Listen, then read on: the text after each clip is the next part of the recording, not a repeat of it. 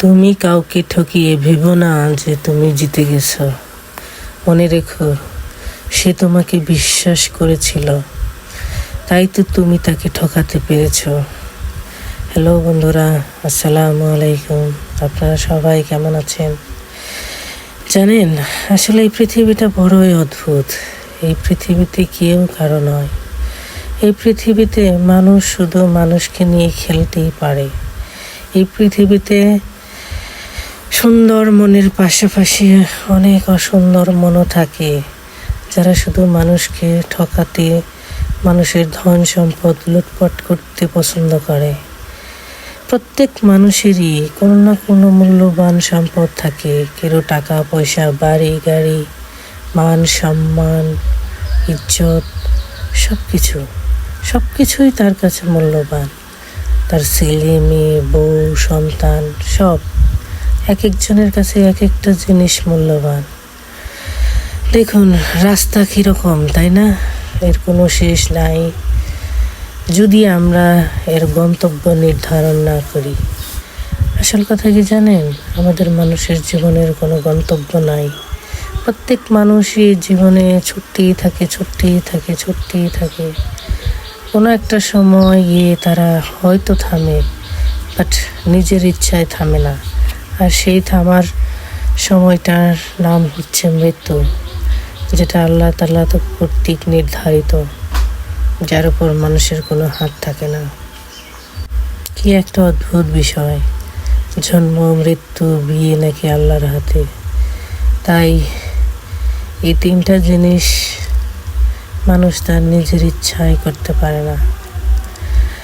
অনেক মানুষ আছে পৃথিবীতে জন্ম নিয়েছে ঠিকই, বাট মৃত্যুটাও সেটা আল্লাহর কর্তৃক নির্ধারিত থাকে। মানুষ চাইলেই ইচ্ছে করে মরতে পারে না, যদি তার মৃত্যুর হুকুম না হয়ে থাকে।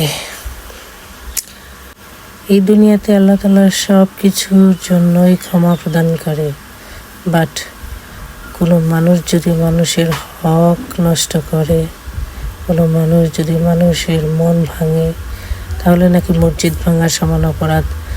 আর মানুষের হক নষ্ট করা নাকি পৃথিবীর সবচেয়ে বড় অপরাধ।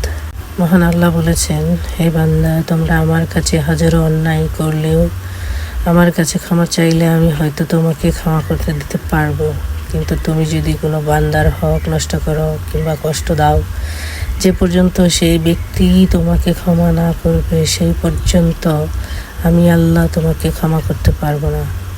যদি মানুষ সত্যিই আল্লাহকে মানে, বিশ্বাস করে, তাহলে সে কখনোই এরকম কাজ করতে পারবে না। কিন্তু আমরা মুখে বলি আমরা আল্লাহকে ভালোবাসি, বাট কর্মক্ষেত্রে, কাজের ক্ষেত্রে আমরা সেই ভালোবাসার প্রমাণ দিতে পারি না। হে আল্লাহ, তুমি এই দুনিয়াতে আমি যত ছোট বড় পাপ করেছি, গুনাহ করেছি, তার জন্য তোমার কাছে ক্ষমা চাইতেছি। আর যে বা যারা আমার সাথে অন্যায় করেছে বা আজও করতেছে, তুমি তাদের বিচার তুমি করবে আল্লাহ, এটা তোমার কাছে আমার দাবি। ভিডিওটা হয়তো কোনো একটা সময় শেষ হয়ে যাবে, বাট মানুষের জীবনটা কখন থেমে যাবে সেসবে কেউ জানে না। এই দুনিয়াটা হচ্ছে মায়া দিয়ে ভরা। এই দুনিয়ার মায়ায় পড়ে আমরা ভুলে যাই আমাদের সৃষ্টিকর্তাকে, যা ঠিক না। এই মায়ার দুনিয়ায় কত রং বেরঙের মানুষ, কেউ মুখোশ পরে আছে, কেউ মুখোশের আড়ালে তার সত্যগুলো লুকিয়ে বেড়াচ্ছে। আসলে এই দুনিয়ার সব মানুষই হচ্ছে মুখোশধারী মানুষ, যা চেনা বড় দায়। ধন্যবাদ সবাইকে।